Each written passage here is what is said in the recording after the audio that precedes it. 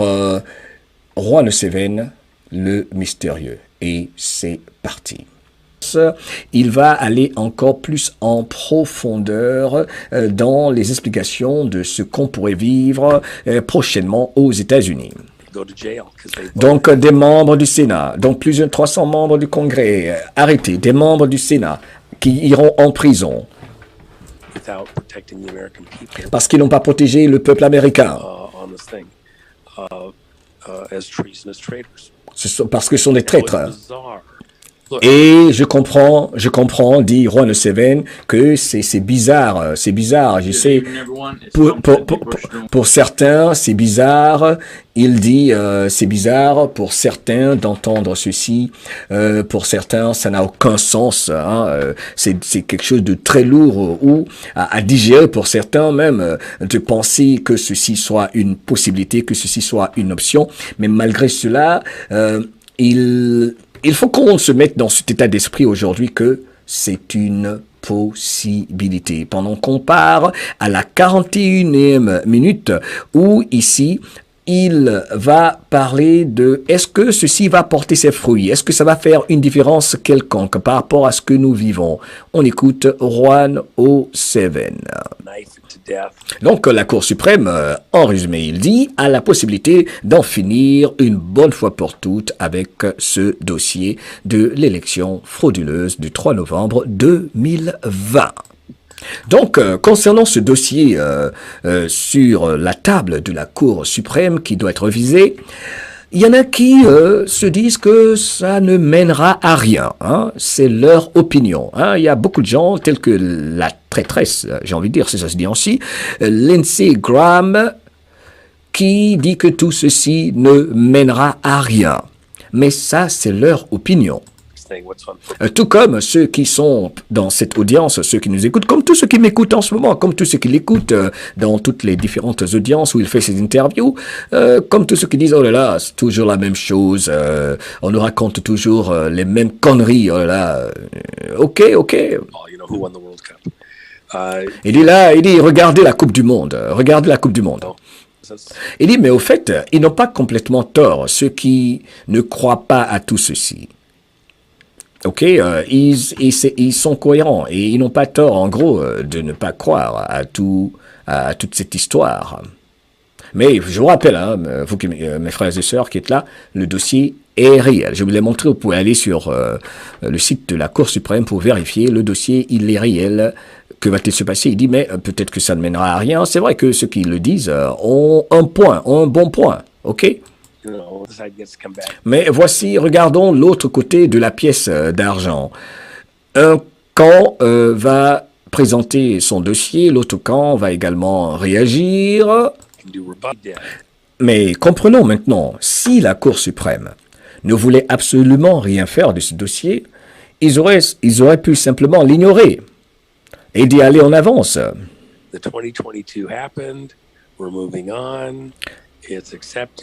Que 2022 même, l'élection de 2022 est arrivée, allez, on avance, pas besoin de revenir sur tout ça. On ne veut pas spéculer sur ça. Ok, la Cour suprême aurait pu dire ça. La Cour suprême a l'habitude d'ignorer ce genre de cas, c'est leur pratique. Sur tous les dossiers qu'ils prennent, chaque dossier qu'ils prennent, il y a toujours plusieurs qu'ils ignorent, dont ils ne s'occupent même pas. Et pourquoi est-ce que cette fois-ci, ce serait différent? Pourquoi est-ce que ce serait différent cette fois-ci? À moins qu'eux-mêmes, ils aient un point important à présenter. À moins qu'ils aient quelque chose d'important sur quoi ils doivent décider. La Cour suprême ne prend pas des décisions juste comme ça, venant d'un vacuum, juste comme ça dans l'air, ne prend pas des décisions n'importe comment. Donc, ils ont accepté le dossier, cela veut dire qu'ils doivent prendre une certaine décision. Est-ce qu'ils doivent avoir maintenant des débats, beaucoup de débats concernant cela? Ils n'ont plus besoin d'argumenter concernant ce dossier, le rappel. Les arguments ont déjà été faits concernant ce dossier, parlant de toutes les preuves, de tous les éléments concernant ce dossier. Ils n'ont pas besoin d'appeler genre des témoins ou entendre encore des témoignages ou quoi que ce soit. C'est important de le rappeler. Mais, donc, ils peuvent prendre une décision. Et ceci est une affaire de sécurité nationale. Et il s'agit, répète, d'une affaire de sécurité nationale. La raison pour laquelle, quand le Congrès a procédé et certifié le vote électoral, le Congrès a donc violé les intérêts de sécurité nationale des États-Unis, donc pour les Américains, vis-à-vis de la Constitution américaine, permettant donc la capture du peuple américain, pour ne pas dire la prise en otage du peuple américain par des nations étrangères, par des entités étrangères, des organisations étrangères. Vous pouvez extrapoler cela, on se comprend. Donc c'est une opération militaire qui a permis la capture des États-Unis. Donc, opération militaire du côté même de la cabale de l'État profond. Il y a eu donc une opération militaire qui a permis la capture du gouvernement américain, pour ne pas dire la corporation de Washington, D.C. Et Donald Trump, on le rappelle, c'est important, ne se présente pas pour la corporation. Il se présente, il a annoncé sa candidature le 15 novembre 2022 dernier, comme l'a précisé Rowan O'Sullivan, pour la République américaine. Un acte de guerre a eu lieu contre l'Amérique. Et il faut qu'il y ait une réaction par rapport à cet acte de guerre contre l'Amérique. Et dans ce cas présent, qui est-ce qui sera engagé donc dans cet acte, dans cette opération de réaction? Qui est-ce qui va être engagé maintenant dans la phase de réaction vis-à-vis de l'acte de guerre contre l'Amérique, pour protéger les Américains et l'Amérique donc? Premièrement, il rappelle, Ron O'Sullivan, il faut savoir que le président, parlant de Donald Trump, n'a pas été relevé de ses fonctions. Il est en charge. Ok, je vais revenir encore, c'est exactement cela qu'il a dit, on va écouter encore une fois. Premièrement, le président n'a pas été relevé de ses fonctions. Il est le commandant en chef. Donc, la Cour suprême, constatera que nous avons été attaqués. Il y a eu donc acte de guerre. Des traîtres y ont participé. Donc, ce président sera relâché. Je ne sais pas pourquoi il dit relâché, pour arrêter ces traîtres qui ont participé à cet acte de haute trahison, cet acte de guerre, les mettre en prison pour protéger l'Amérique, et ainsi le Congrès sera suspendu. Donc, suspension du Congrès. Dans ce scénario, ok, il faut bien comprendre, mes frères et sœurs, il dit que c'est un jeu d'échecs à plusieurs dimensions, attaque et contre-attaque, ok, il faut se calmer. Dans ce scénario, si les choses se passent comme elles doivent se passer, voici ce qu'on pourrait voir. Ok? Et je pense qu'il explique très très bien. Parce que, donc, il faudra suspendre le Congrès, une suspension du Congrès, parce qu'on est dans une situation où on a un Congrès qui est donc illégitime, pour le dire en ces termes. On doit avoir donc un revote, une sorte de nouvelle élection de Congrès. Donc, on devra avoir une nouvelle élection concernant la présidence. Donc, il faut préciser ici que depuis 2020, on a un Congrès illégitime, comme je l'avais dit. En fait, c'est comme dans plusieurs pays. On a un Congrès illégitime, un Sénat illégitime depuis 2020, qui ont tous bénéficié de la fraude électorale. Donc, il faudra, si ce dossier sur la table de la Cour suprême, il décide là-dessus, la décision naturelle, organique, sur la base de la vérité de la Constitution, c'est qu'il y ait suspension du Congrès, on fasse un nouveau vote, de nouvelles élections pour le Congrès et présidentielle peut-être en 24 heures. Après 10 jours d'investigation peut-être, je ne sais pas, on verra. Et ainsi, le président, donc celui qui est légitime, devra être en charge pour guider le tout pour cette opération, pour cette sorte de nouvelle élection en ces termes. Et dès que la situation le permet, parlant donc de l'ambiance, de l'atmosphère par rapport à la réaction possible du peuple, par rapport à tous ces événements possibles, pour restaurer un gouvernement constitutionnel, pas celui du Parti communiste chinois. Permettez-moi d'ajouter ceci. Je vous rappelle que c'est un jeu d'échecs. On en a plusieurs fois parlé, parce que les gens sont là à parler, à bavarder, c'est comme ça qu'il l'a dit. C'est un jeu d'échecs. Vous savez, en repartant à 2020, vous savez que Nancy Pelosi, au fait, vous savez, il y a certaines choses que je ne peux pas dire par rapport à ce qui se prend éventuellement, donc dans le futur. Donc, il part qu'il y a des évidences comme quoi il y avait déjà des discussions.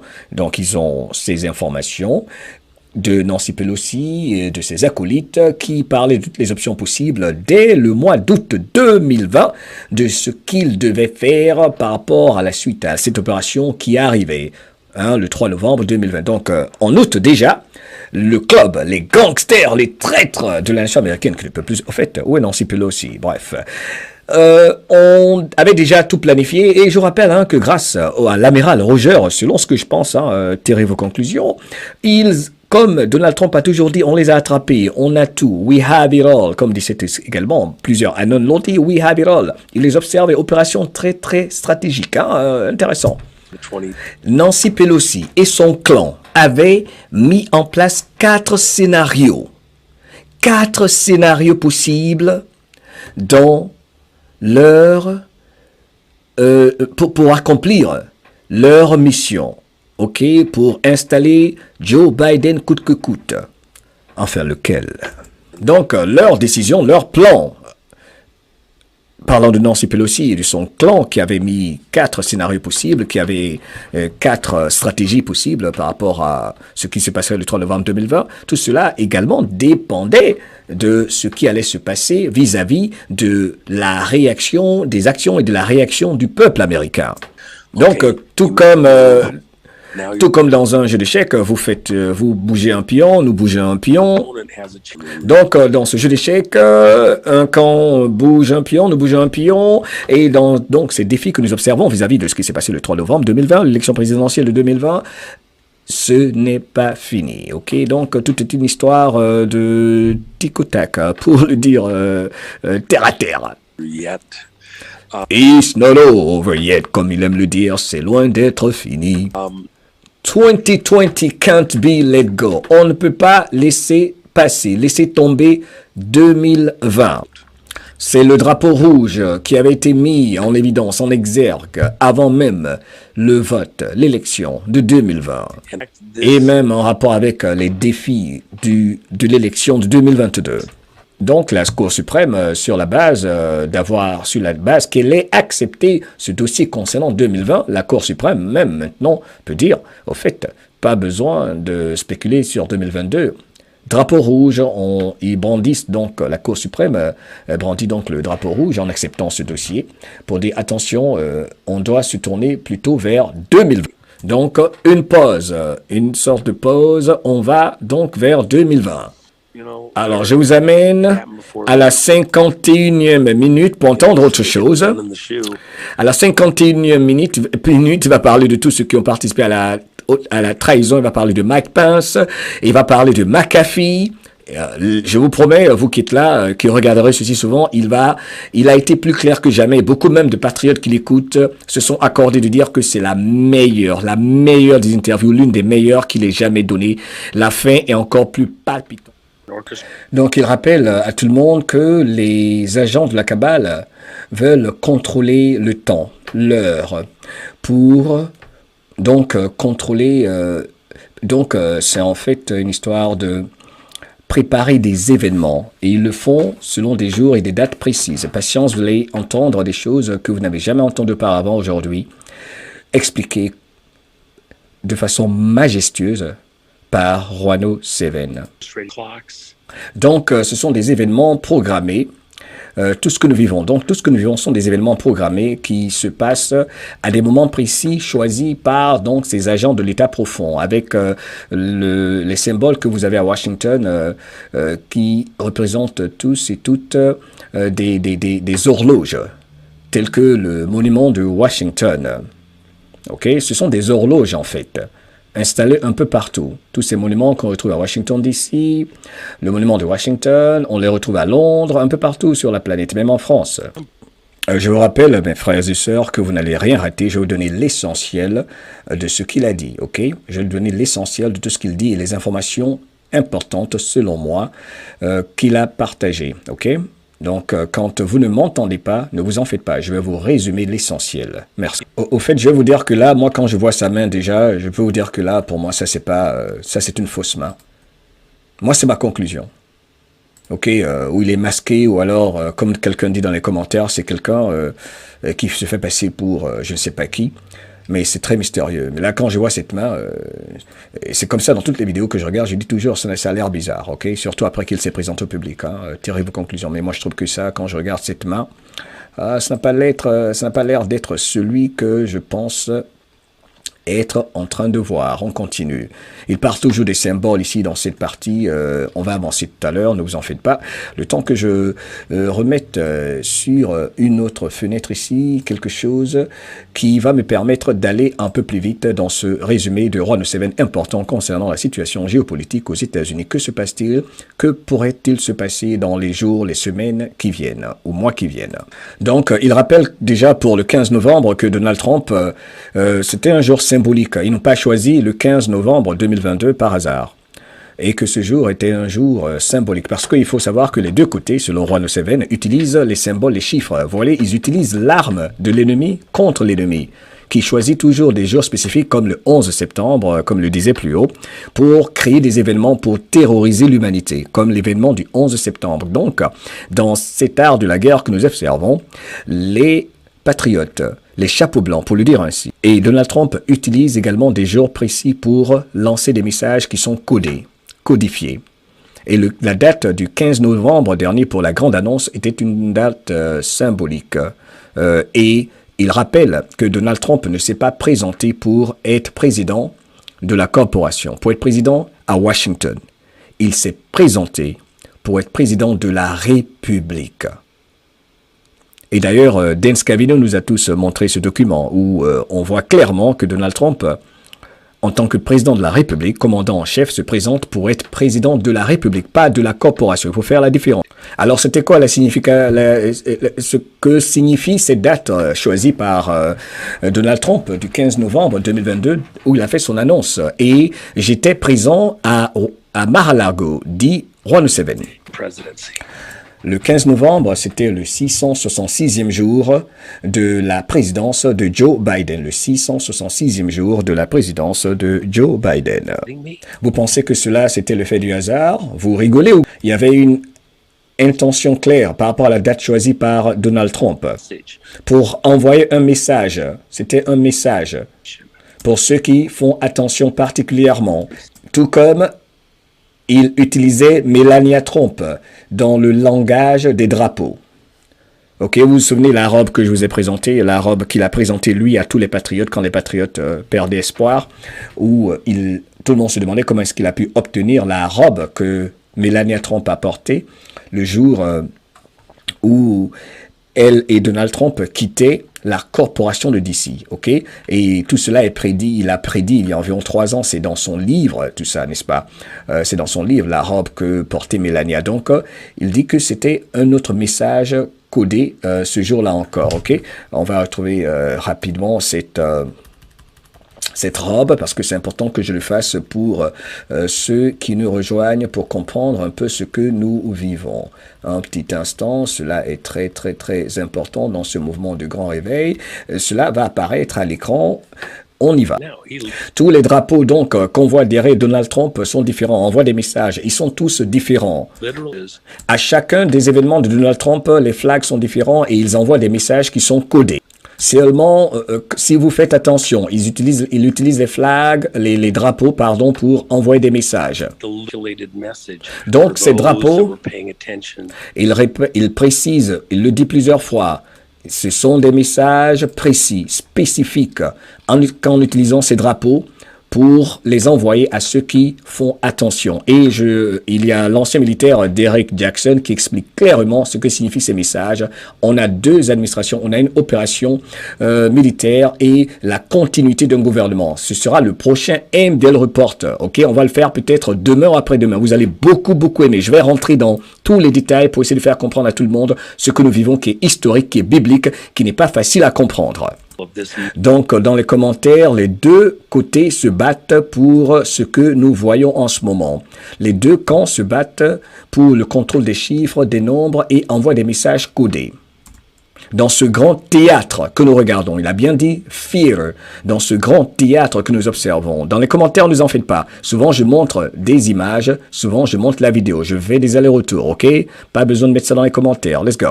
C'est un jeu de nombres que vous observez en ce moment. Jeu des nombres. Et qui va remporter ce jeu des chiffres pratiqués par les deux camps, chapeau blanc et chapeau noir, pour contrôler le tout. Tout en nous dirigeant vers la crise, donc dans cette confrontation entre les chapeaux blancs et les chapeaux noirs, qui va remporter cette bataille des chiffres que nous observons en ce moment. Si nous sommes qu'à 50-50, il y aura immédiatement une guerre civile aux États-Unis. Et il y a beaucoup de gens qui vont souffrir et mourir. Mais dans le cas contraire, si nous avons une majorité de la population qui comprend ce que nous vivons, par exemple, en parlant de la fraude, je vais résumer ce qu'il a dit, nous allons éviter un bain de sang, par exemple. Ils envoient des messages, parlant donc de Donald Trump, ils envoient des messages à chacun de ces événements. C'est la 4e fois qu'il le dit. Il veut que les Américains le comprennent, les patriotes le comprennent. Il y a beaucoup de gens qui perdent patience, il y a beaucoup de gens qui paniquent, ils se demandent ce qui se passe. Il explique que à chaque événement, Donald Trump envoie des messages à l'autre camp dans ce tard de la guerre. Un message calculé. OK. Pour tous ceux et toutes celles qui pensent que la fraude concernant l'élection de 2020, c'est terminé. Vous rêvez. Vous rêvez. Pour tous ceux et celles qui croient que c'est terminé, l'affaire de fraude, pour le dire ainsi, de 2020, vous êtes en train de rêver. C'est dans vos rêves. Nous entrons dans la phase la plus critique donc de cette confrontation. Ceux qui pensent que rien ne se passe, c'est simplement qu'ils ne comprennent pas. Je ne peux pas vous aider. Enjoy the show. Appréciez le show. Ok, il dit tout le temps que c'est un show, c'est un film.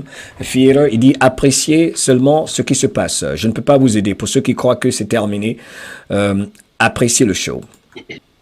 Donc là, une question importante que j'ai sélectionnée dans cette interview grâce à nos amis Rachel et Tom Numbers. Thank you Rachel, thank you Tom Numbers, ces patriotes excellents qui ont posé les bonnes questions à Rano Seven. Ils demandent, écoute, tu penses qu'il y a une forte possibilité que Donald Trump soit arrêté? Et il dit oui, il y a une forte possibilité qu'il y ait arrestation de Donald Trump. Il dit une forte probabilité. Il dit il y a une grande possibilité que nous voyons une arrestation de Donald Trump. Il dit c'est une probabilité, une forte possibilité. Est-ce que c'est de l'absolu? Est-ce que c'est quelque chose, est-ce que c'est du 100%? Non, c'est une guerre. Donc attaque et contre-attaque, move and counter-move. Donc action et réaction. OK? Donc, il dit, est-ce que c'est quelque chose qui est absolu? Non, mais c'est une forte possibilité que nous voyons, donc une arrestation de Donald Trump encore. Nous observons un jeu d'échecs à plusieurs niveaux. Et les actions d'un camp sont déterminées, dépendent des actions de l'autre camp.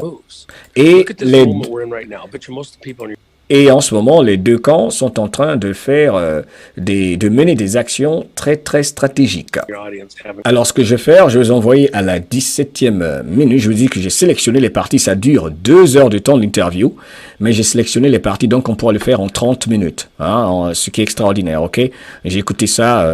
Ça dure 2 heures de temps pour sélectionner les partie importante, enfin que je pense importante, ok, sans prétention aucune, on va aller à la 17e minute de cette interview, on va entendre ceci, où il parle maintenant de ce cas présenté à la Cour suprême qui pourrait voir une destitution d'un président et d'un vice-président. Il y a un professeur qui est spécialisé sur la Constitution, un professeur de droit qui est spécialisé sur les affaires constitutionnelles.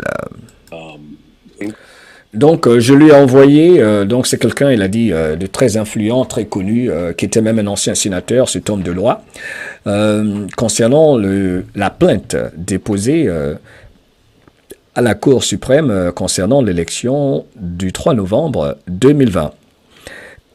Il l'a envoyé à ce spécialiste pour qu'il confirme si cela a été accepté par la Cour suprême, pour qu'il jette un coup d'œil.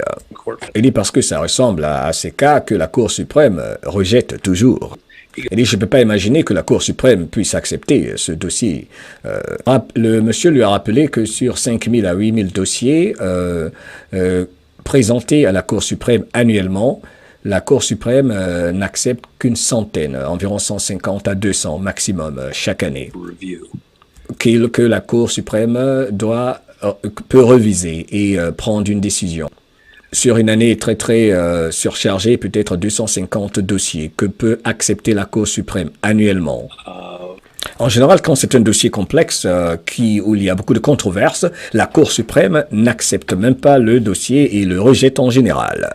Rappelez-vous qu'il y a eu des plaintes similaires qui ont été présentées à la Cour suprême que la Cour suprême n'a pas du tout touché. Prenons l'exemple de Roe versus Wade, ça concerne l'avortement. Ce dossier, vous savez, très complexe, avait été accepté par la Cour suprême, revisé, et ils ont pris une décision en faveur de la Constitution en disant que chacun doit décider de ce qu'il veut faire concernant l'avortement en ramenant le cas aux États, aux États respectifs de ces États-Unis. Mais auparavant, il l'a dit tout à l'heure, qu'il y a eu plusieurs dossiers qui ont été rejetés auparavant, faut pas l'oublier. Il rappelle que c'est seulement après la fête de Thanksgiving qui s'est déroulée il y a seulement 3 jours, ce 24, je pense, ce jeudi, 24 novembre 2022. Donc, il y a 48 heures seulement, d'ailleurs, il le rappelle que la Cour suprême avait la possibilité de reviser ces dossiers, cette plainte. Et cela peut prendre des semaines, des mois, pour qu'ils puissent même spéculer là-dessus. Donc, il y a l'horloge est en train de bouger, donc il n'y a pas assez de temps pour tout cela, et pour le dire ainsi. Et de quoi s'agit-il d'ailleurs, parlant de ce cas, de dossier présenté à la Cour suprême? C'est un big deal, c'est un dossier énorme. Faites très attention. Le dossier dit ceci. La plainte dit ceci. Le 6 janvier, des centaines et des centaines de personnes donc, se sont présentées au Capitole. En général, c'est ça que j'ai remis juste en arrière par quelques secondes, un instant. Donc, une centaine des membres du Congrès n'ont pas fait leur travail. En gros, c'est cela. Ce n'est pas encore fini. Le dossier concerne donc la fraude électorale du 3 novembre 2020.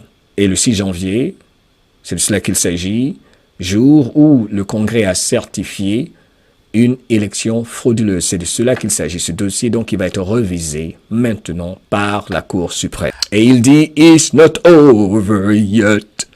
Avec sa grosse voix, ce n'est pas fini, c'est loin d'être fini.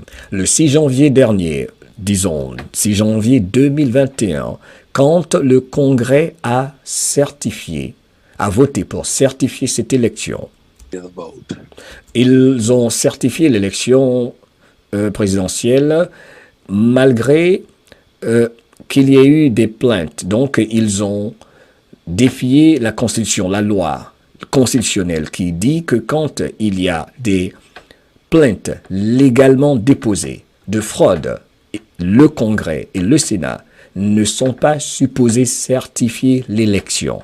Dès qu'il y a plainte, ils doivent arrêter donc. Ils ne peuvent pas certifier l'élection. Le Congrès avait l'obligation de faire une pause de 10 jours. Donc, arrêter la certification pour 10 jours pour vérification. Parce qu'il y avait des plaintes légales de fraude de plusieurs législateurs qui, en fait, je vous le rappelle, sont ceux habilités à confirmer ou certifier l'élection présidentielle. Donc, quand le Congrès a certifié donc cette élection, c'était en violation de leur obligation légale vis-à-vis de la Constitution. Donc, c'était une violation de leur devoir constitutionnel de vérifier s'il y a eu fraude, ce qui pourrait installer un président illégitime, pour le dire en ces termes. Pendant que je vous rappelle que j'ai arrêté le chat temporairement pour qu'on se concentre et qu'on finisse rapidement. Let's go. Ne vous en faites pas pour ce que vous voyez sur l'écran.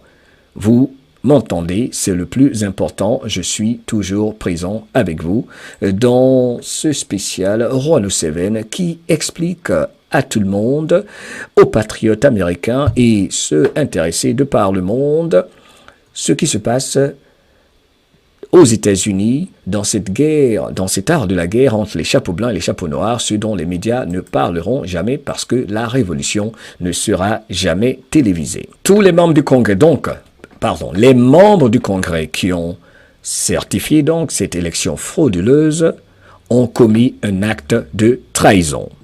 Et pourquoi est-ce que c'est une trahison?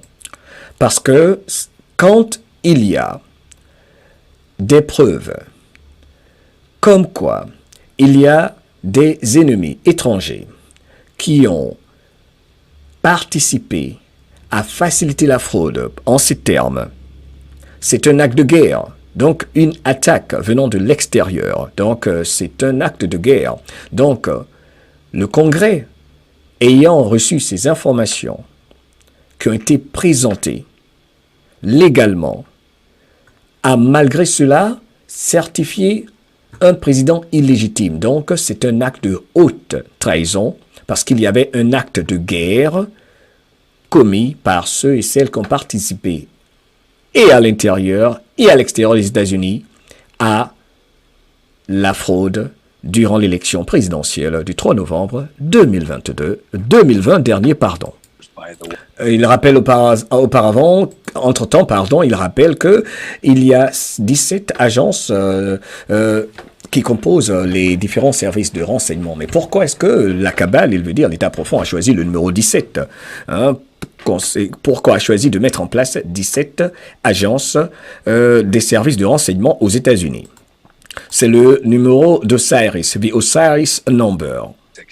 Il rappelle qu'en fait, il devait donner un report en 45 jours basé sur le décret de Donald J. Trump. On se souvient du décret de Donald J. Trump du 12 septembre 2018 et tous les autres décrets qu'il a signés concernant la fraude électorale et les réactions, les contre-attaques, pour le dire ainsi, qu'il fallait faire. Donc, le Congrès a refusé de faire son travail. Les agences, les 17 agences n'ont pas fait leur travail non plus, car sont allés au-delà des 45 jours pour rendre les résultats de leur investigation à la demande du président légalement élu Donald Trump concernant les fraudes électorales.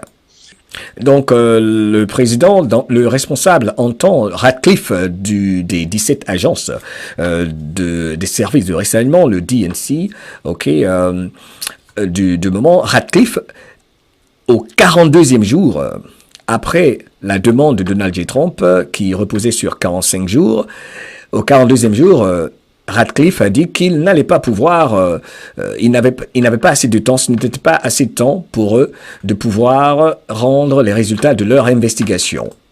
Parce qu'il y avait des désagréments, des mésententes entre les différentes agences des services de renseignement, les 17 agences des services de renseignement. Donc, le responsable des 17 agences de renseignement a confirmé qu'il y a fraude. La question, c'était pas est-ce qu'il y a eu fraude ou pas à la suite des investigations du responsable des services de renseignement, des 17 services de renseignement. C'était le poids qu'il fallait donner à ces fraudes. Est-ce qu'il y avait assez ou pas? À cause des désagréments, mais il y a fraude. OK? Donc, ce n'est pas une histoire de est-ce qu'il y a fraude ou pas. Donc, très, très important ici. Pendant que je vous amène à la 27e minute de cette interview, où j'ai sélectionné une partie importante dans laquelle il parle des actes de guerre, OK, qui ont été commis par les services étrangers et les Américains qui n'ont pas été protégés par les membres du Congrès et du Sénat qui ont certifié une élection frauduleuse et quelles seront les conséquences de tout ceci. Le Congrès a ignoré toutes les preuves apportées, toutes les plaintes déposées, toutes les dépositions de plusieurs patriotes. On avait vu tout ça, vous vous souvenez, n'est-ce pas? Il y avait eu cette grande conférence, Donald Trump même avait passé un coup de fil, il y avait Robert Giuliani, il y avait Rudy Giuliani, il y avait des législateurs qui se disaient il y a fraude, il faut arrêter. Donc, ils ont décidé d'ignorer tout cela. C'était donc un acte de guerre à cause de l'ingérence étrangère, des attaques donc de l'extérieur pour commettre la fraude. C'était un acte de guerre contre les États-Unis et toutes celles qui ont aidé à faciliter la fraude ont également commis un acte de trahison. Donc, sont devenus des traîtres contre le peuple américain. Ils étaient donc, les membres du Congrès et du Sénat qui ont certifié l'élection frauduleuse étaient, il faut le comprendre, en violation de leur allégeance, de ce pourquoi ils ont prêté serment. Donc, ils ont violé leur serment. Donc, ils ont mis, on peut le dire, la vie de tous les Américains à risque en commettant cet acte de trahison.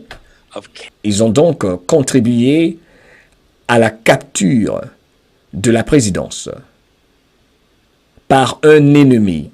Donc, pour se soumettre à d'autres maîtres, d'autres masters, en l'occurrence le Parti communiste chinois, il le dira tout à l'heure. Il faut donc un remède pour nous protéger contre une attaque par un ennemi. Une attaque sur nos terres et qui maintenant occupe l'Amérique. Il faut donc un remède. Cela fait partie de cette plainte que va reviser maintenant la Cour suprême.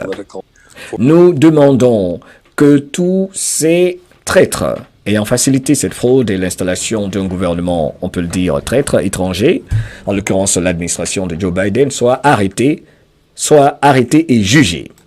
C'est ce qui est contenu dans ce dossier judiciaire. Ils doivent donc être tous jugés et donc arrêtés et jugés pour d'avoir certifié cette élection frauduleuse ayant trahi donc le peuple américain. Au fait, ici, je vais faire marquer une pause et vous rappeler que la dernière fois, je vous présentais les bus à Washington, les bus au Capitole. Il y a beaucoup de gens qui parlent de spéculation, d'arrestation. Ok, pas de preuve, on ne fait que spéculer, n'est-ce pas? Mais les bus sont de retour à Washington. On l'a confirmé la dernière fois. Penguin Six, qui également participe au Grand Réveil, qui est obligé lui-même de dire la vérité, l'a confirmé. Kelly Mary Brady nous a montré les bus. Il y a environ 2-3 semaines, les bus étaient de retour à Washington. Est-ce que ça a une corrélation avec ça? Tirez vos propres conclusions. Cela est très, très intéressant. On y va. On ne peut pas donc ignorer toutes ces plaintes, toutes ces dépositions et surtout celles venant des législateurs qui ont contesté l'élection du 3 novembre 2020. En gros, je vais résumer pour qu'on avance rapidement. Le Congrès devait prendre 10 jours pour avoir de vraies investigations au lieu de certifier l'élection comme le Congrès l'a fait en janvier 2021. Prendre 10 jours donc pour protéger le peuple américain et la Constitution américaine. Le fait donc qu'il n'ait pas protégé la Constitution et le peuple américain à la fois signifie que la seule solution possible maintenant, le seul remède est qu'ils soient tous arrêtés. Parlons des membres du Congrès et du Sénat qui ont confirmé l'élection. Et le fait qu'on ne sait pas donc la vérité concernant l'élection, puisqu'il n'y a pas eu investigation selon la loi, sur la Constitution, après la demande qu'il y ait investigation du peuple et des législateurs, de certains législateurs, il faut donc le remède, c'est reverse the election. Cela veut dire renverser la situation. Ok, donc They don't find Trump won the election. et ils vont se rendre compte que Trump, en réalité, après investigation, il veut dire que Donald Trump a donc gagné les élections. Oh, what they do is they nullify the 2020 election. Donc, ce qu'ils vont faire, il explique ce qui devrait se passer. Ok, ce sont les optiques, ce sont les options. Ok, il faut bien le comprendre. C'est qu'ils doivent donc en réalité ce qu'ils devraient faire s'ils font leur travail. Si la justice, si la Cour suprême également faire son travail, donc ce qu'ils devraient faire, c'est annuler ces élections. They find that Trump never conceded the election. Et ils vont constater surtout que Donald Trump n'a jamais concédé. That legally, technically, he never was able to pass the baton. Donc, légalement, techniquement, donc constitutionnellement, cela veut dire, Donald Trump n'ayant pas concédé, qu'en réalité, il n'a jamais fait une transition du pouvoir, il n'a jamais passé le bâton à l'autre président, qui n'a jamais été président, j'ai envie de dire. To the next person. And in the continuity in government, Donc, il n'y a pas eu passation de pouvoir. Ceci est très important. Il faut que tout le monde sache que donc, sur la base de la Constitution, la vérité, Donald Trump n'y a pas reconnu sa défaite, qui est une victoire. Il n'y a jamais eu donc passation de pouvoir, ce qui fait de l'autre administration une administration illégitime. type of valid election. Il veut rappeler à tout le monde que donc, quand on a un cas tel que celui-ci, quand il y a un problème avec une élection, le président sortant reste président. Dès qu'il y a une situation telle que celle-là, c'est lui qui reste donc président jusqu'à ce qu'il y ait un remède, jusqu'à ce que la situation soit corrigée. Donc il est le commandant en chef, Can be conducted. jusqu'à ce qu'on puisse faire des investigations. So he retains the position at a technical sense. Donc sur un plan technique, il retient la position. He doesn't get reinstituted as a president. Il n'est pas réinstitué, il n'est pas donc replacé comme président. It just recognizes that the election was nullified. Ça veut dire simplement que l'élection était annulée Biden is no longer president. In fact, he's et que Biden n'est plus le président part of the treasonous operation à cause de l'opération de haute trahison that took advantage of, benefited by, made gain through a manipulation of the election, qui a bénéficié de la manipulation, de la fraude électorale et tout ça, falsifying the outcome of the election, and therefore comes within the realm of being a traitor, treasonous, donc ce qui fait de lui un traître, lui Joe Biden, for their treacherous willingness to participate in in benefiting from a fraudulent de par sa volonté, lui Joe Biden, de participer et de bénéficier à cette fraude électorale, process, à ce processus vote where we knew there was some kind of interference that affected où il savait bien qu'il y avait des irrégularités, pour le dire de cette façon-ci. the outcome. So with that in mind, the continuing president, Donc, de cette façon-là, dans ce scénario, la Cour pourrait dire « Hey, vous, Monsieur Trump, on vous reconnaît donc comme étant le vrai président. » Ça ressemble beaucoup à la situation du Brésil. not relieved of duty, Vous n'êtes pas relevé de vos fonctions, also makes you commander-in-chief, ce qui fait de vous le commandant en chef. Strategic Command, Cheyenne Mountain, etc. Et ce commandant en chef qui a été reconnu dans l'ombre par cet autre groupe qu'on appelle Strategic Command, je pense qu'il fait allusion à Space Force, les patriotes et militaires loyaux dans la montagne Cheyenne. Already. He remains commander-in-chief. Donc, lui, Donald Trump, reste le commandant en chef, commander in chief. He is recognized as continuing president. Donc, il est reconnu comme un président qui assume la continuité d'un gouvernement Pending a new election, en attendant une nouvelle élection, a redo of 2020. donc qui va être un redo, donc refaire 2020, une élection basée sur 2020, At the earliest possible moment that it can be safely done, et cela quand cela va être possible d'être fait d'une façon sécurisée. Je pense qu'il parle de toujours dans la mesure d'éviter la guerre civile. Donc, refaire une sorte d'élection, un redo. Et j'ai l'impression que c'est pour cela que Donald Trump parlait le 15 novembre dernier, élection en 24 heures, un seul jour, et c'est terminé. would go forward to get new. Donc, en fait, en réalité, il explique également que vu qu'il y a maintenant l'autre scénario de haute trahison, les membres du Congrès n'ont pas fait leur travail, n'ont pas marqué la pause de 10 jours pour faire des investigations, pour voir s'il y a eu fraude ou pas. Bref, il y a donc encore cette possibilité de ne même pas avoir besoin de faire cette élection. Simplement, on va replacer Donald Trump à son poste et là, du coup, ce sera une histoire de le remettre à sa place et allez, on continue, là, on va au travail. Je pense que ceci nous fait réfléchir, surtout qu'on sait bien que la dernière fois, dans la grande annonce du 15 novembre 2022 dernier, Donald Trump ne s'est pas trompé, selon moi, quand il a dit, je vous rassure, on va faire en sorte que Joe Biden n'ait pas 4 ans à partir de 2020, hein, ne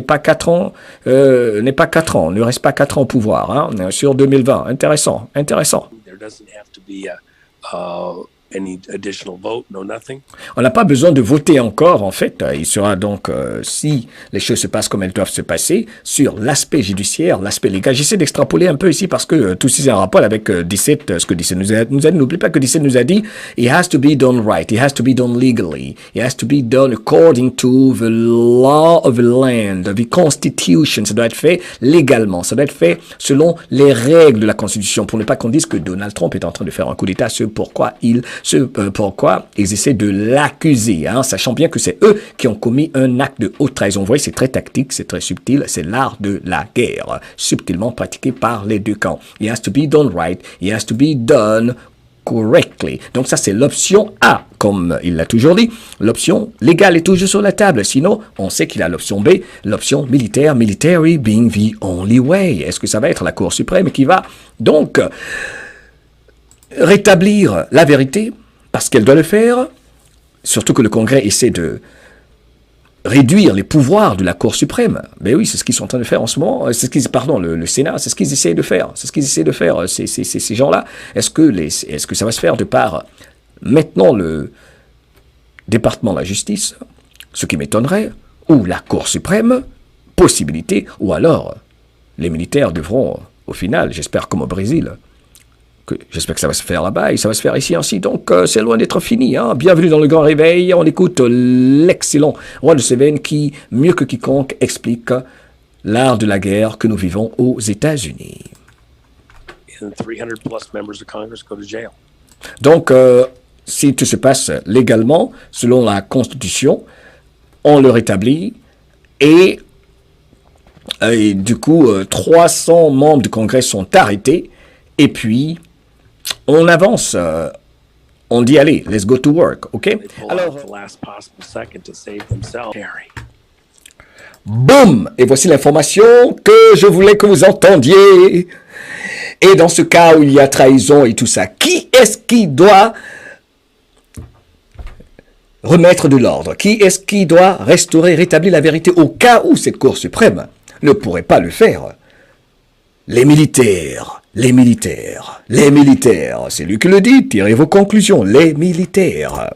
Military. C'est un acte de guerre, donc qui va s'occuper de l'affaire? Les militaires. Les militaires sont debout au Brésil. Les militaires américains, les patriotes à la montagne, Cheyenne, grâce à Space Force, qui ont tout enregistré, sont debout. Waouh, c'est biblique, c'est historique. prière nécessaire. Car, selon moi, avec tout ce qui s'est passé, c'est une folie de croire que ces gens-là vont s'échapper avec le diamant qu'ils ont volé. Ils doivent ramener le diamant. Il s'agit du diamant.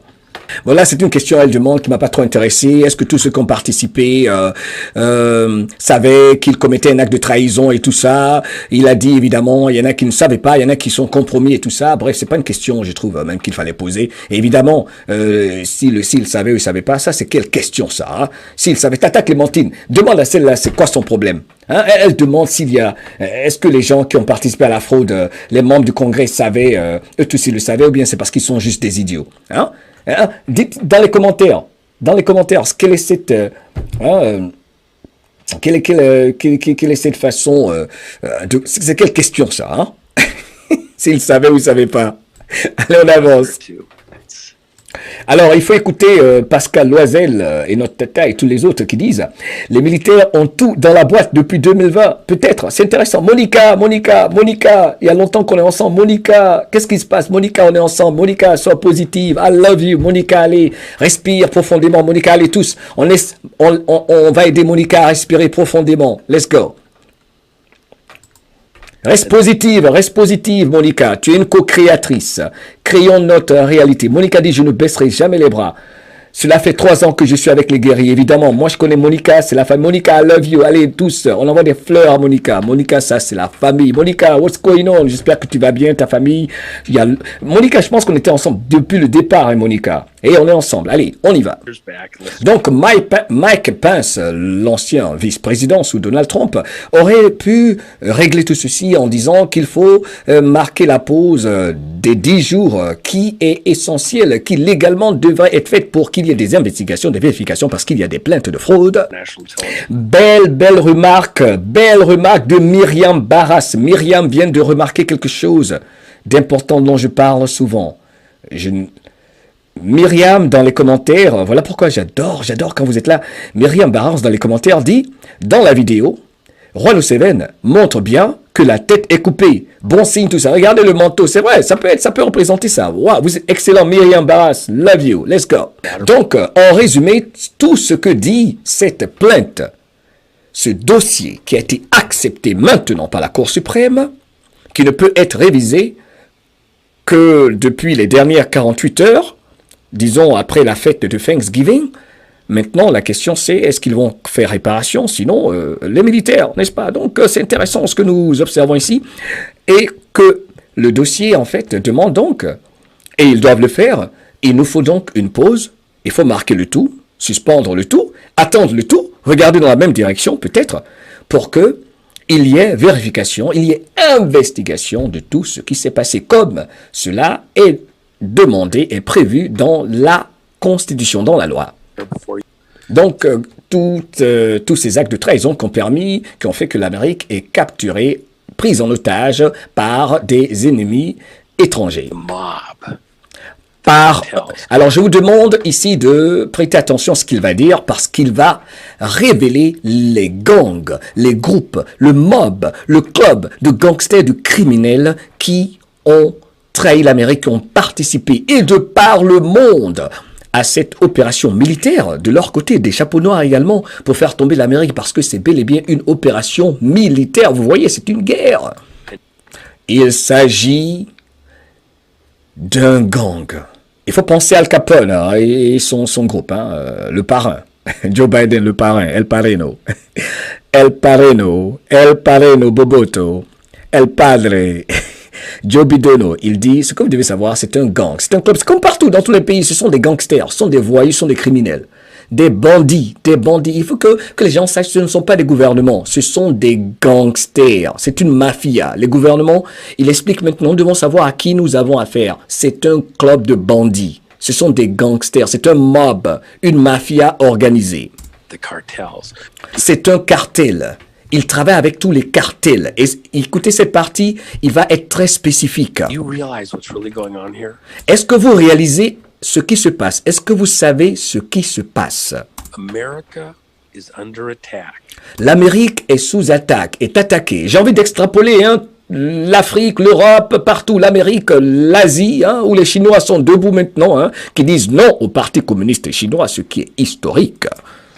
by criminal cartels L'Amérique a été attaquée par des cartels criminels that are actually being used qui sont en train d'être utilisés as arms on the octopus by a foreign power.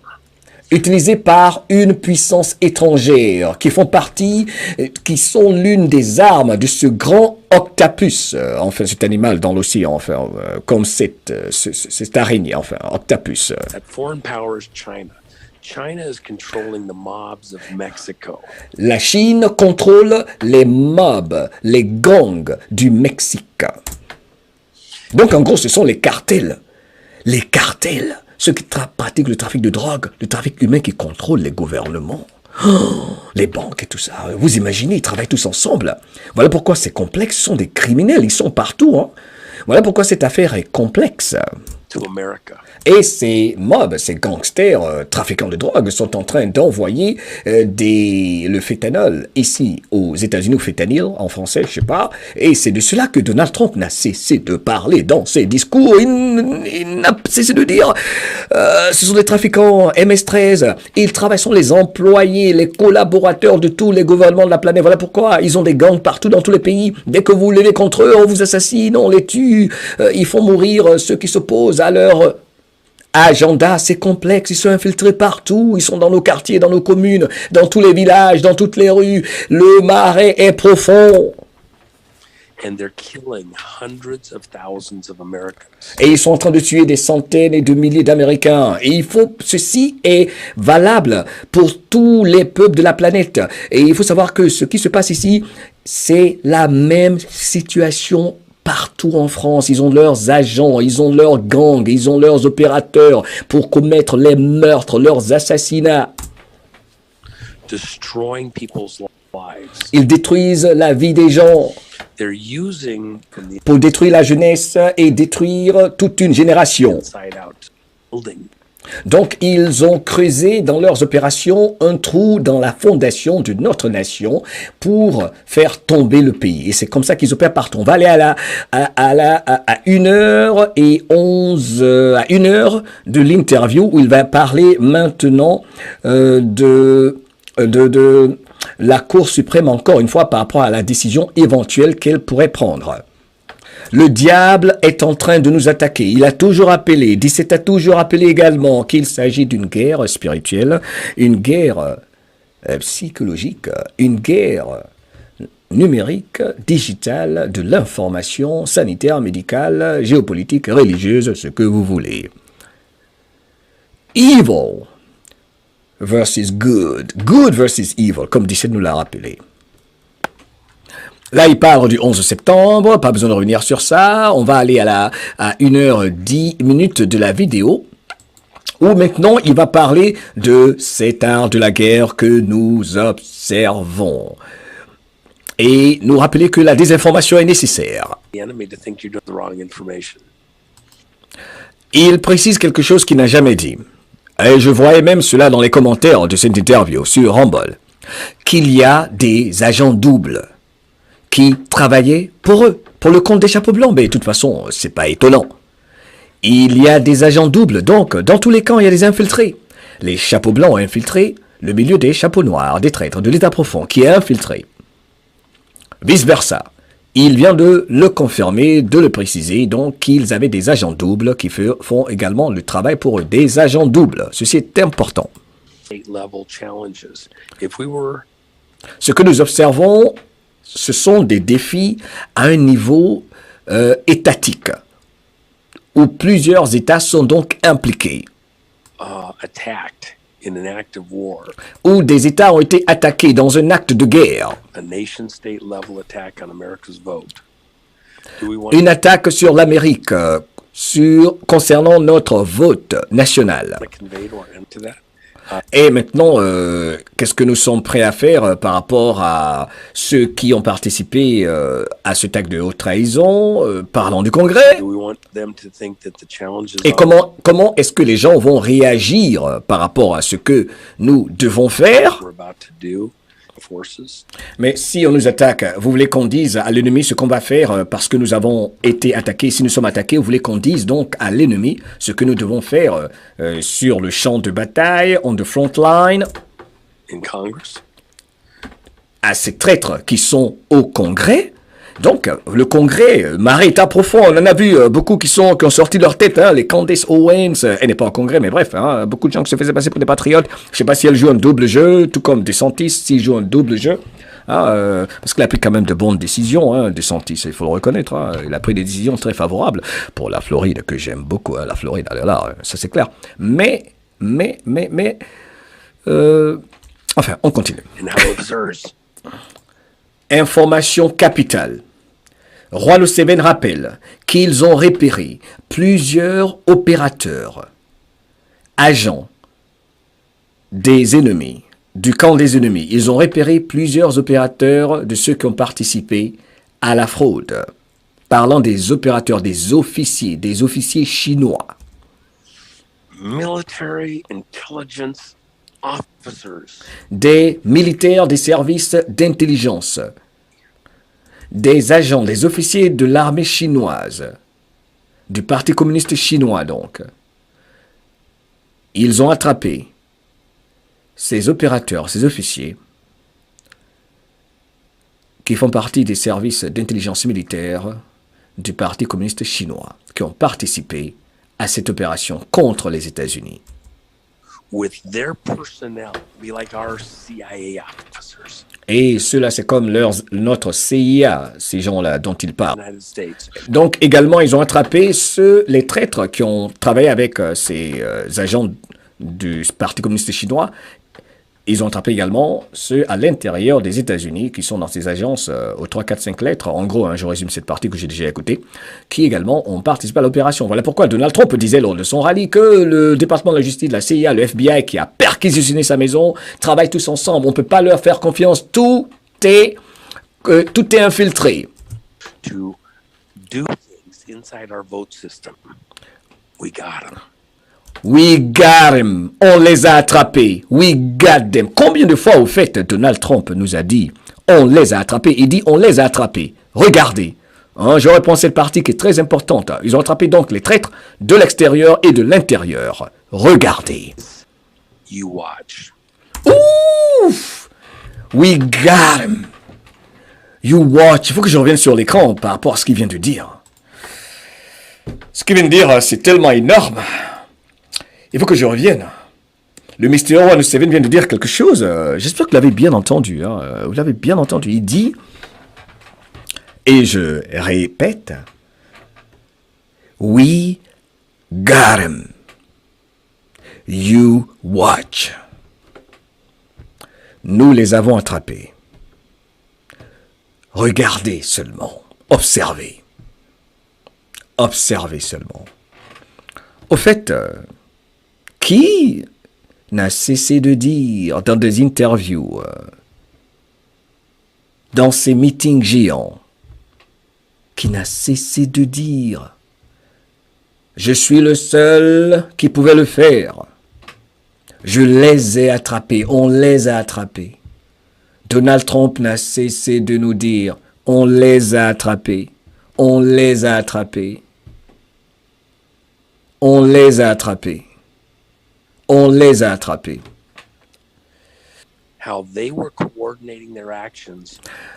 Ils ont donc, tous ces agents de tous ces services, aux 3, 4, 5 lettres, CIA, FBI et tout ça, enfin bon, on va pas tout citer toutes ces agences. Hein. Il y a des agences, même qu'on ne connaît pas, dont on ne connaît pas les noms, c'est comme ça que ça fonctionne. Hein. Ont participé à un acte de guerre contre les États-Unis. Alors, que va-t-il se passer maintenant dans ce pays, dans cette nation américaine, si tout cela devenait public? Si on rendait tout cela public? Voilà, c'est très important cette partie parce qu'il s'agit d'éviter la guerre civile. C'est l'art d'éviter la guerre civile, ce que veulent les traîtres. Et j'ai l'impression, sans le savoir, hein, toutes celles qui sont pressées là, en oubliant que les enfants ont souffert plus que toi et moi, plus que nous tous. Hein.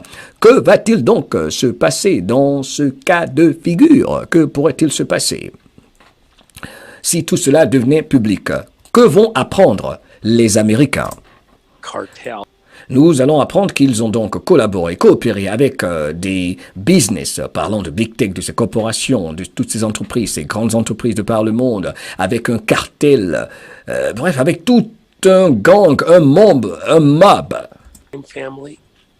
Vous avez une famille criminelle qui fait du business, a business crime family, une famille criminelle, une famille d'affaires criminelles. Political crime family.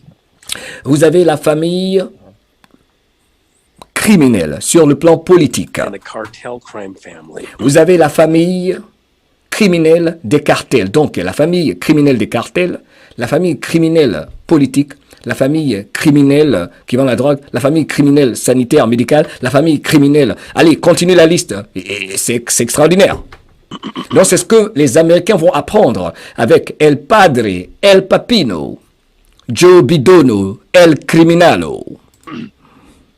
Inside and outside the United States. À l'intérieur et à l'extérieur des États-Unis, Coordinating their actions qui ont coordonné leurs actions, in a Spectre-type James Bond movie tout comme on le ferait dans un film de James Bond, scenario. Whole large swaths of America.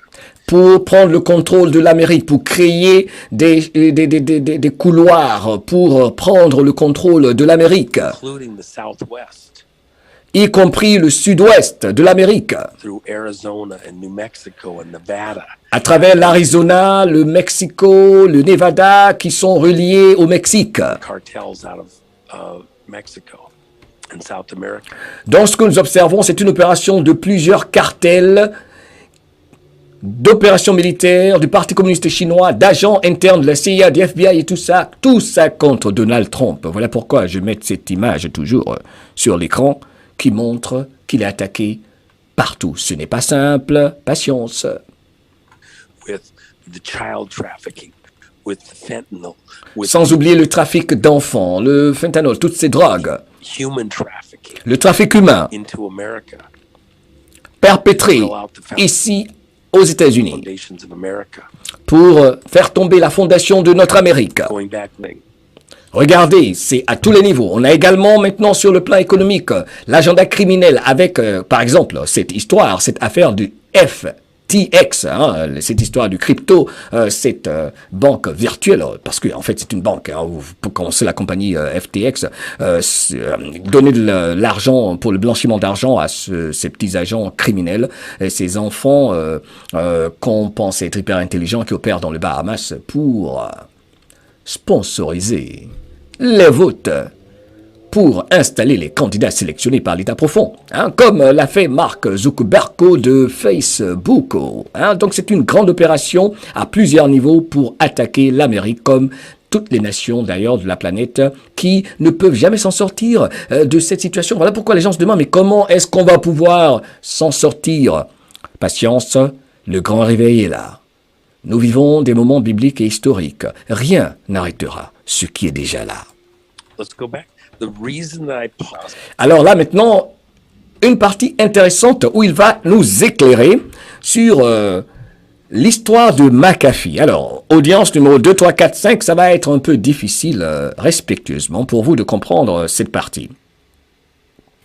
Car McAfee, vous savez, McAfee comme l'antivirus, McAfee, il y avait beaucoup de spéculations et de doutes concernant de quel camp il est. Est-ce qu'il est du côté des bons? On met cela entre guillemets car il y a du bon et du négatif partout. Ok, il y a des agents doubles partout, il y en a qui ont changé de camp et tout ça dans cet art de la guerre. Est-ce que McAfee était du côté des mauvais ou des bons, chapeau blanc ou chapeau noir? Mais il est clair qu'il passait des informations que beaucoup de gens remettaient en doute, même sur Telegram. Il y a des Anon, il y a beaucoup de patriotes en qui ont fait confiance, qui l'ont remis en question, qui ont dit que c'est un traître et tout ça, bref. Bref, complexe.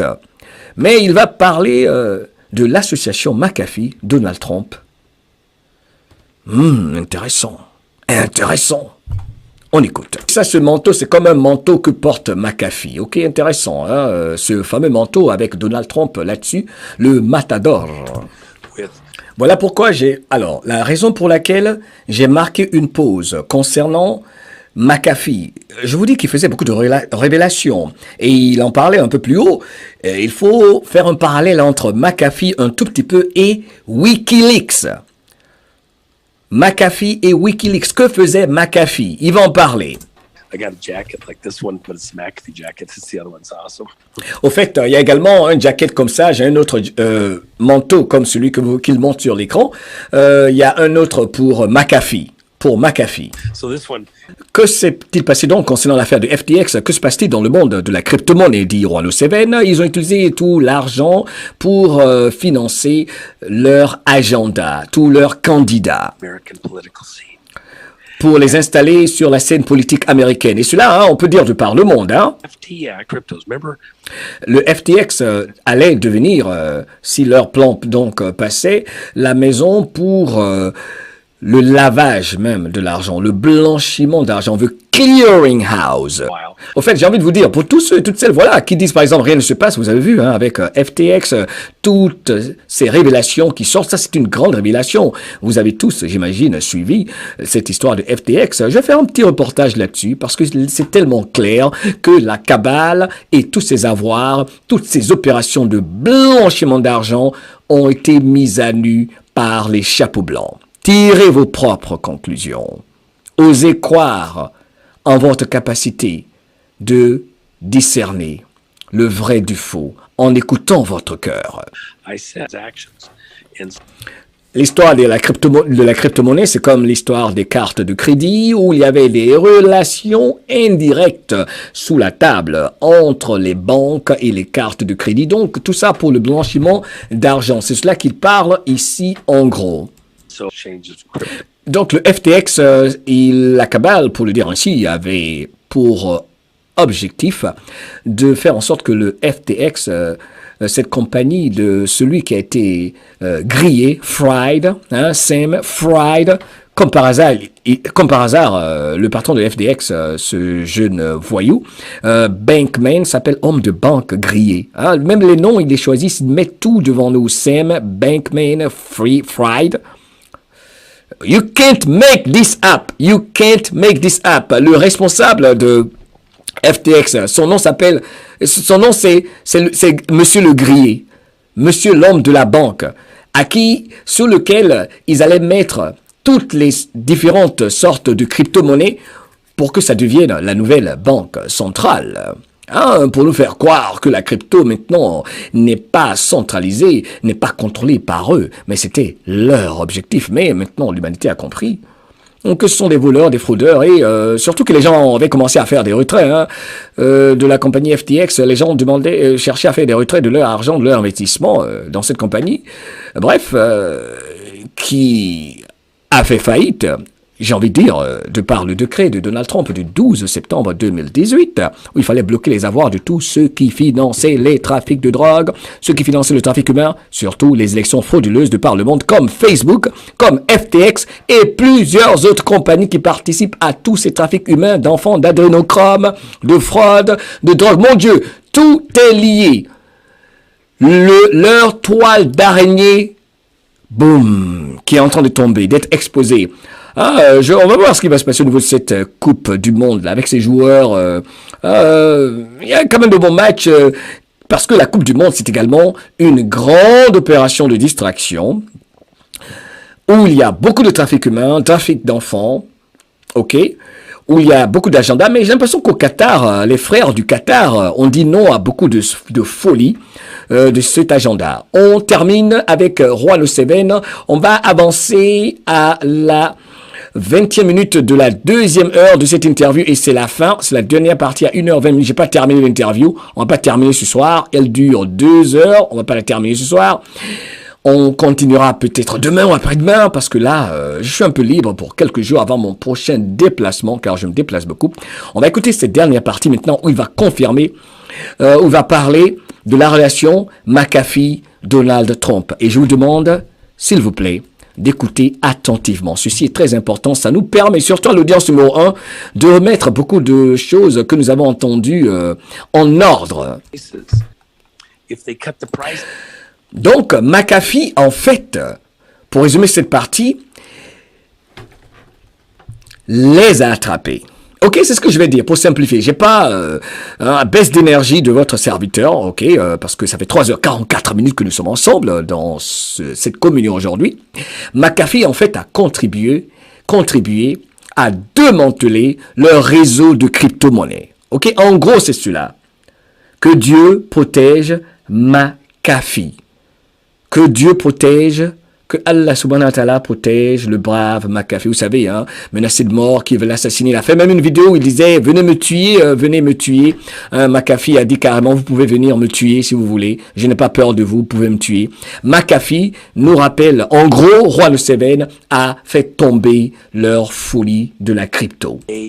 Donc, si le FTX continuait ses opérations de blanchiment d'argent, ses opérations de collecter, de prendre ces dépôts d'argent faits par tous ceux qui ont participé à la croissance de cette entreprise FTX, s'ils avaient continué, McAfee les aurait interceptés parce que McAfee, en gros, observait le tout. C'est énorme, hein, cette information. Donc, McAfee, apparemment, a fait un travail énorme parce que l'aspect économique, vous imaginez, toutes leurs opérations, parce que j'imagine que McAfee savait où l'argent partait.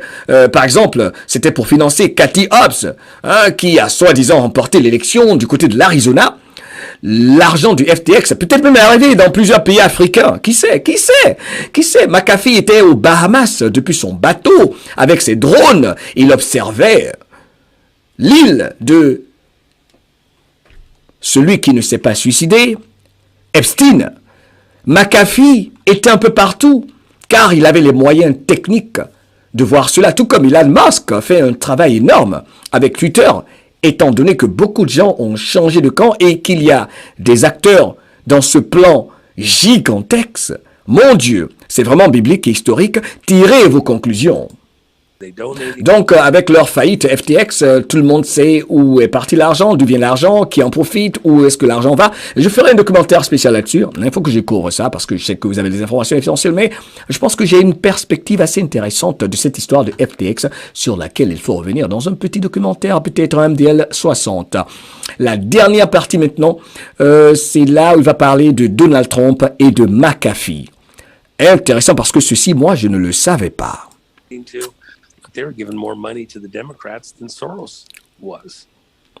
Donc, FTX faisait même un travail plus profond que George Soros. Vous voyez, il y a plusieurs... Mon Dieu, cette toile d'araignée est énorme. Il y a plusieurs angles. Donc, FTX faisait un travail encore plus rocambolesque, énorme, encore plus grand que Mark Zuckerberg de Facebook. Au fait, Mark Zuckerberg, où est-ce qu'il est? Ça se passe pas trop bien, hein, j'ai l'impression, pour Mark. Vous voyez, c'est le démantèlement de la cabale. Nous assistons clairement à la fin, à la tombée de la cabale. Il y a tellement de choses bizarres qui se passent depuis 2-3 ans. Ces gens-là, s'ils étaient vraiment en contrôle, tout ceci ne se serait pas passé. Vraiment, leur agenda de grande remise à zéro. Bienvenue dans le grand réveil qui ne s'arrêtera plus. Qui a autorisé donc tous ces paiements, dit 107? C'est le président lui-même. Mais Joe Biden, tu es un bandit. Joe Biden, c'est un bandit. C'est un chef bandit. C'est le chef bandit. C'est le chef du gang. Un voyou, ce Joe Biden. Joe Biden, tu es méchant, hein? Donc, qui autorisait tous ces paiements? Joe Biden. Donc, des paiements qui partent de la présidence des États-Unis, de la corporation de Washington, qui vont en Ukraine, qui reviennent ici. FTX qui dit on va soutenir l'Ukraine, on va soutenir la guerre, qui en fait est une opération militaire.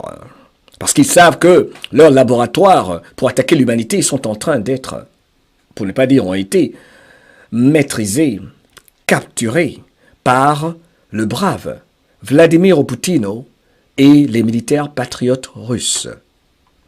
Ça n'engage que moi. Tirez vos conclusions. Donc, dans tout ce tambroglio, dans tout ce qui se passe, il vient de dire quelque chose que je n'ai jamais entendu. Donc, dans cette opération, pour résumer un peu cette partie, McAfee y participe, Trump il participe, mais pour le dire terre à terre, il a dit McAfee is in there, Trump is in there. McAfee est là-dedans et à l'intérieur. Donald Trump est à l'intérieur. Ok? On va écouter ça encore une fois. Écoutons.